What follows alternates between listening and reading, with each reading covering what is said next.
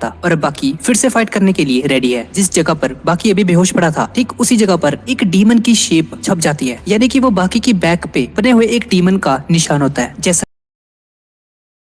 कि उसके फादर यूचिरो हानामा की बैक पर बनता है। जब वो दोनों के दोनों फाइट में थोड़ा सीरियस होने लगते हैं, एग्जैक्टली तभी ये डीमन फेस एक्टिव होता है। वो डीमन फेस देखते ही मिस्टर अनचेंड समझ आता है कि अब बाकी उसे जिंदा नहीं छोड़ने वाला। पहले वो यूचिरो के साथ लड़ चुका होता है और यूचिरो ने उसे काफी बार हराया भी होता है। अब मिस्टर अनचेंड बाकी की तारीफ करते हुए उसे कहता है, अच्छा बच्चे, लगता है तुमने अपना डीमन फेस एक्टिव कर लिया है और मुझे लगता है तुम अगले राउंड के लिए बिल्कुल रेडी हो। अब मिस्टर अनचेंड उस पर हमला करता है, लेकिन तभी हम देखते हैं कि मिस्टर अनचेंड अचानक से ही नीचे गिरकर नॉकआउट हो जाता है। जेलर को ये देखकर अपनी आंखों पर यकीन नहीं आता कि ये क्या हुआ। अभी तो इनकी फाइट शुरू हुई थी, ये क्या हुआ, ये 1 सेकंड के अंदर अंदर ये नॉकआउट कैसे हो गया। ये सारी की सारी रिकॉर्डिंग एक कैमरा में हो रही थी और उस कैमरा की रिकॉर्डिंग में हम लोग देखते हैं कि जब उस वीडियो को पॉइंट 1 पर चलाया जाता है तो बाकी ने 1 सेकंड के 1/60th पार्ट में ही मिस्टर अनचेंड को एक जोरदार पंच मारकर नॉकआउट कर दिया था, जिसका मतलब है कि पहला राउंड मिस्टर अनचेंड जीतता है और दूसरा राउंड बाकी। थोड़ी देर बाद मिस्टर अनचेंड को होश आता है और वो उसकी तारीफ करते हुए उसे कहता है, वाह बाकी, तुमने सच में कमाल कर दिया। आज तक मुझे तुम्हारे डैड के अलावा कोई भी नॉकआउट करने में कामयाब नहीं हुआ था। इस जेल में तकरीबन 4000 के करीब फाइटर्स थे जिन लोगों ने मेरा मुकाबला किया, लेकिन कोई भी मुझे अच्छी टक्कर नहीं दे पाया था कभी। लेकिन बाकी अब तुम नहीं बचोगे,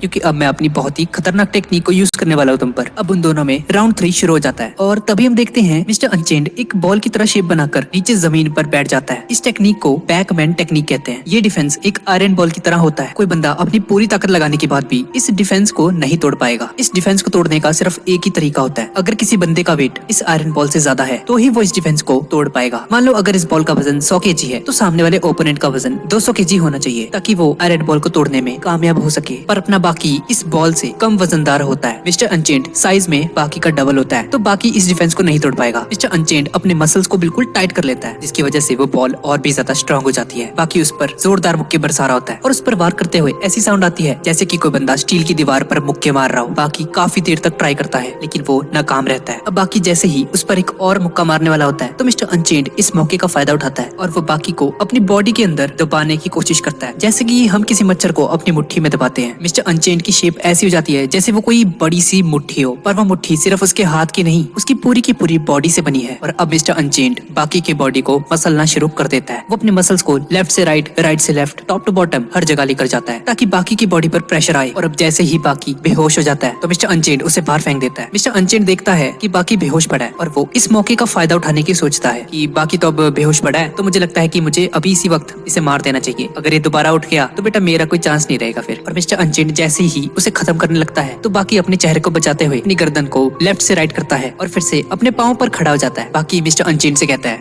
क्या आपको पता है अगर मेरे अंदर मेरे फादर ऑर्गे का ब्लड ना होता तो शायद मैं अभी जिंदा ना बचता। और अब मिस्टर अनचेंड वापस से वही टेक्निक यूज करने लगता है उस पर इस बार बाकी मिस्टर अनचेंड के फेस पर एक जोरदार मुक्का मारता है और बाकी उसकी नाक में अपनी उंगलियों को घुसा देता है। भाई नाक में उंगलियां कौन घुसाता है यार। मिस्टर अनचेंड के चेहरे से खून निकलने लग जाता है और वो एक दूसरे के मुंह पर जोरदार मुक्कों की I miss drumming, yeah.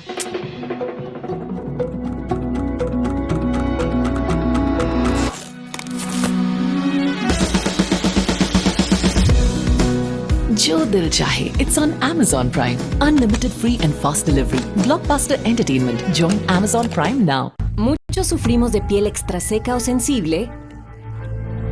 Hasta hoy, la nueva Lubriderm Clean मुक्कों की बारिश कर देते हैं। बाकी और मिस्टर अनचेंड के बीच में बहुत ही ज्यादा खतरनाक फाइट होती है। उन दोनों में से कोई भी हार मानने को तैयार नहीं होता। बाकी मिस्टर अनचेंड के चेहरे पर मुक्के मारता मारता उसे पीछे दीवार तक ले आता है। इतनी जोरदार टक्कर मारता है उसके चेहरे पर कि मिस्टर अनचेंड कंक्रीट की दीवारें तोड़ता हुआ दूसरी तरफ जाकर गिरता है। मिस्टर अनचेंड की नाक टूट जाती है और फिर देखते ही देखते मिस्टर अनचेंड की गर्लफ्रेंड वहाँ पर आ जाती है, वही मोटी जिसे हमने पिछले पार्ट में देखा था। फिर आ गई है और वो जाकर देखती है कि मिस्टर अनचेंड बाकी से वो फाइट हार चुका है। और अब जैसे ही मिस्टर अनचेंड को होश आता है तो वो अपने सामने अपनी गर्लफ्रेंड को देखता है, जिसकी वजह से उसे काफी शर्म आती है कि उसकी गर्लफ्रेंड ने उसे देख लिया कि वो हार गया बाकी से। अब थोड़ी देर बाद मिस्टर अनचेंड सभी के सभी प्रिजनर्स को इकट्ठा करता है और उन सभी प्रिजनर्स के सामने बाकी की तारीफ करते हुए कहता है, आप लोगों तक ये खबर तो पहुंची की होगी, ये बाकी ने मुझे हरा दिया है। सच में बहुत ही ज्यादा पावरफुल हो गया है लड़का ये, लेकिन मैं नहीं चाहूंगा कि ये इस जेल में रहे अब, क्योंकि अगर ये इस जेल में रहेगा तो फिर मेरे सर से यहाँ का सबसे स्ट्रॉन्गेस्ट फाइटर होने का टाइटल मुझसे छीनकर इसके पास चला जाएगा। इसीलिए अब बाकी को यहाँ से जाना होगा। सभी के सभी कहती ये देखकर हैरान रह जाते हैं कि बाकी ने मिस्टर अनचेन को हरा दिया। भाई कैसे हो सकता है ये? और बाकी का भी वहाँ पर आने का असली मकसद पूरा हो जाता है, जो कि था मिस्टर अनचेन को हराना, और वो उस जेल से चला जाता है। और अब ये बात यूचिरो हानामा तक भी पहुंच जाती है कि बाकी ने मिस्टर अनचेन को हरा दिया। यूचिरो को बाकी पर बहुत ही ज्यादा प्राउड होता है कि वाह, ये तो सच में बहुत ही ज्यादा स्ट्रॉन्ग हो चुका है। अब मैं अपने बेटे के साथ खुलकर मुकाबला कर सकता हूँ। और तभी गैरी स्टैडम उसे टॉन्ट मारते हुए कहता है, यूचिरो हानामा सर, मुझे लगता है आपको थोड़ा संभल कर रहना चाहिए। बाकी बहुत ही ज्यादा स्ट्रॉन्ग हो चुका है, क्या पता वो आपको भी हरा दे।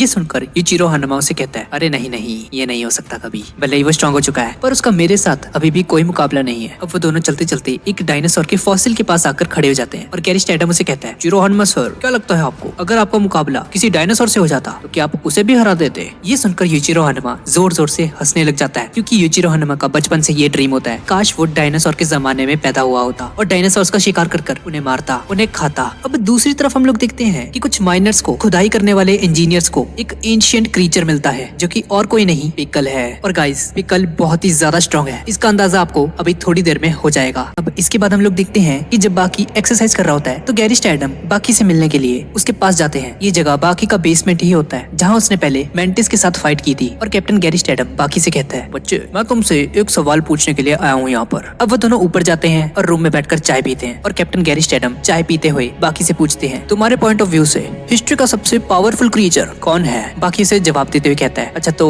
मेरे फादर के अलावा साइबेरियन टाइगर और शेर है। पर कैरी उसे बताता है, आहा नहीं बच्चे, हिस्ट्री का सबसे पावरफुल जानवर टीरेक्स डायनासोर था। अब कैप्टन गैरी स्टैडम उसे एक अखबार देता है और वो बाकी को बताता है, ये देखो, कुछ माइनर्स को टीरेक्स डायनासोर के जमाने का एक क्रीचर एक केव में मिला। बाकी ये खबर देखते ही हैरान रह जाता है कि टीरेक्स डायनासोर के जमाने का एक इंसान एक केव में क्या कर रहा था भाई। अब इस तरफ उन खोज करने वालों के हाथ एक बहुत बड़ा रॉक सॉल्ट का टुकड़ा उनके हाथ लग जाता है, जिसके अंदर 20 मिलियन साल पुराना टीरेक्स डायनासोर होता है और उसके अंदर एक क्रिएचर भी होता है जिसका नाम पिकल है। और अब एल्बर्ट पेन नाम का एक साइंटिस्ट जो कि पिकल पर रिसर्च कर रहा होता है, वो अपनी टीम से कहता है, देखने में ये इंसान 60 या 70 साल का लग रहा होगा, पर थोड़ी रिसर्च करने पर मुझे पता चला कि ये 60 मिलियन साल पुराना है। ये डायनासोर के जमाने का क्रीचर है, हमें इस खबर को दुनिया से छुपाना होगा वरना हंगामा हो जाएगा। अब एक दूसरा साइंटिस्ट एल्बर्ट पेन से पूछता है, सर आपको क्या लगता है, हम क्या इसे कभी जिंदा करने में कामयाब हो पाएंगे? क्या ये मुमकिन है? और ये सुनकर एल्बर्ट पेन उसे बताता है, मैक्सिको के एक प्रोफेसर को एक बार ऐसी ही सिचुएशन का सामना करना पड़ा था, जब उसे एक रॉक सॉल्ट के अंदर समुद्र की कुछ जमी हुई बूंदें मिली थी। और थोड़ी रिसर्च करने पर उन्हें पता चला कि उस समुद्र की बूंदों में कुछ माइक्रो ऑर्गेनिजम्स मौजूद थे। और उस प्रोफेसर ने उन माइक्रो ऑर्गेनिजम्स को एक पर्टिकुलर टेम्परेचर पर रखने के बाद रिजल्ट्स में ये पाया कि वो माइक्रो ऑर्गेनिजम्स दोबारा से जिंदा हो गए। ये सुनकर वो प्रोफेसर बहुत ही ज्यादा एक्साइटेड हो जाता है और कहता है, तो इसका मतलब ये है कि अगर हम पिकल को एक खास तरह का टेम्परेचर दें तो ये भी जिंदा हो सकता है। पिकल की बॉडी पर बहुत सारी वायर्स लगी होती हैं, जो कि उसकी बॉडी को एक पर्टिकुलर टेम्परेचर पर रख रही होती हैं। और जैसे ही पिकल होश में आए तो उन्हें मीटर की रीडिंग में कोई हरकत दिखाई दे। पिकल पर नजर रखते हुए काफी दिन बीत चुके होते हैं और पिकल होश में नहीं आ रहा होता। और अब एलन भी बोर हो रहा होता है और अपने डेस्क पर जाकर बैठ जाता है। वो बंदा स्नीकर्स खा रहा होता है, हंग्री ग्रैब अ स्नीकर। और भाई पता नहीं इस बंदे को क्या होता है अचानक से, और उसे आइडिया आता है कि उन्हें आज डायनासोर का मीट खाया जाए। नहीं मतलब हद है यार, इस बंदे को ये आइडिया आया भी कैसे यार। और अब वो टीरेक्स डायनासोर के मीट को पकाने लग जाता है। प्रोफेसर एल्बर्ट पेन ये देखकर हैरान रह जाते हैं। पिकल के स्टमक के अंदर टीरेक्स डायनासोर के मीट के सैंपल्स मिले हैं, जिसका सीधा सीधा मतलब ये है कि लास्ट टाइम बेहोश होने से पहले पिकल ने टीरेक्स डायनासोर का मीट खाया था। ये देखकर उस साइंटिस्ट को रियलाइज हो जाता है कि पिकल उस जमाने में टीरेक्स डायनासोर जैसे खतरनाक जानवरों का शिकार किया करता था और उन्हें मारकर खाया करता था। दरअसल प्रोफेसर एल्बर्ट पेन आज तक ये समझते थे कि आज से 20 मिलियन साल पहले टीरेक्स डायनासोर इंसानों को खाते थे, पर उनकी ये थ्योरी बिल्कुल गलत प्रूफ हो चुकी है। ऐसा बिल्कुल भी नहीं था, बल्कि पिकल जैसे खतरनाक क्रीचर्स टीरेक्स डायनासोर्स को ही मारकर खाते थे। और उन्हें समझ आ जाता है कि पिकल बहुत ही ज्यादा स्ट्रॉन्ग है। और इस तरफ हम लोग देखते हैं कि एलन उस गोश्त को पका लेता है और जैसे ही उस मीट की खुशबू पिकल के पास पहुंचती है तो वो जिंदा हो जाता है फिर से।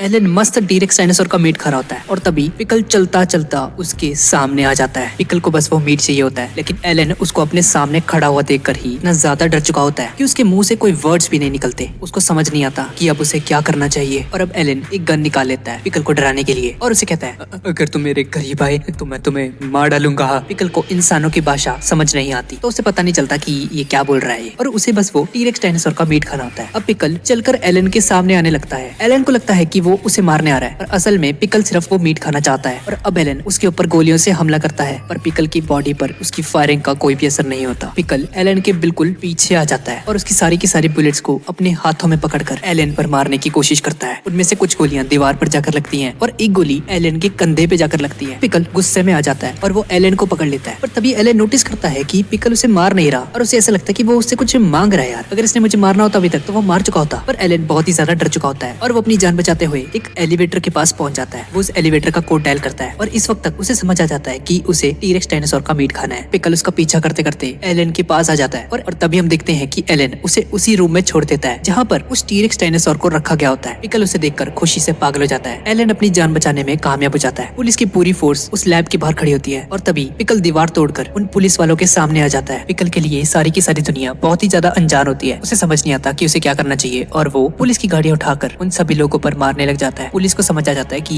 ये काम हमारे बस का नहीं है, हमें मिलिट्री को बुलाना पड़ेगा। यूएस मिलिट्री वहाँ पर आ जाती है। आर्मी के पास एक बहुत ही खतरनाक सा एडवांस रोबोट होता है जिसे वो पिकल पर यूज करना चाहते हैं, जिसे वो पिकल पर टेस्ट करना चाहते हैं कि ये रोबोट फाइटिंग में कितना ज्यादा एडवांस है। और अब पिकल और उस रोबोट के बीच में फाइट होनी शुरू हो जाती है और अब पिकल को जैसे ही गुस्सा आता है वो एक ही मुक्के में उस रोबोट को ढेर कर देता है। अब यूएस मिलिट्री को इस बात का एहसास हो जाता है कि वो पिकल को ऐसे तो नहीं हरा पाएंगे, ठीक है। इसीलिए अब वो लोग स्पेशल फोर्सेस को बुलाते हैं पिकल से डील करने के लिए। और अब कैप्टन गैरी पिकल को रोकने के लिए वहाँ पर पहुंच जाता है। चलते चलते वो देखते हैं कि पिकल बहुत ही ज्यादा तबाही मचा चुका है। अगर मुझे उसके पास जाना है तो मुझे ठीक उसके जैसा ही बनना पड़ेगा। और अब कैप्टन गैरी अपने कपड़े निकाल लेता है, पिकल के सामने आ जाता है। इसके बाद हम लोग देखते हैं कि स्पेशल फोर्स वाले पिकल को पकड़कर कहीं दूसरी जगह ले जा रहे होते हैं। हर एक न्यूज चैनल पर यही खबर होती है। बाकी भी उसे अपने टीवी पर देख रहा होता है। जैसे ही एक फीमेल रिपोर्टर पिकल का इंटरव्यू लेने के लिए पिकल के पास जाने की कोशिश करती है तो पिकल उस लड़की को पकड़कर नीचे जमीन पर गिरा देता है और उसके साथ जबरदस्ती करने की कोशिश करता है। ये देखकर सभी लोग हैरान रह जाते हैं। वो सभी लोग पिकल पर हमला करते हैं पर पिकल को कुछ भी नहीं होता। बाकी कैप्टन गैरी स्टेडम के साथ बैठा होता है और वो ये सारा का सारा तमाशा टीवी पर देख रहा होता है और पिकल को देखकर बाकी उससे लड़ने के लिए बहुत ही ज्यादा एक्साइटेड हो जाता है कि अब तो मुझे इससे लड़ना ही पड़ेगा। और इस सीरीज का 7th पार्ट यहीं पे खत्म हो जाता है। तो गाइस यही थी आज की वीडियो और इसका अगला पार्ट 1-2 दिन में आ जाएगा। और गाइस जिस किसी ने भी अभी तक इसका सीजन 1 और सीजन 2 नहीं देखा है तो वो मेरी इस वीडियो को देख सकता है। इसमें आपको सीजन 1 और सीजन 2 की फुल समरी देखने को मिल जाएगी। तो ठीक है गाइस,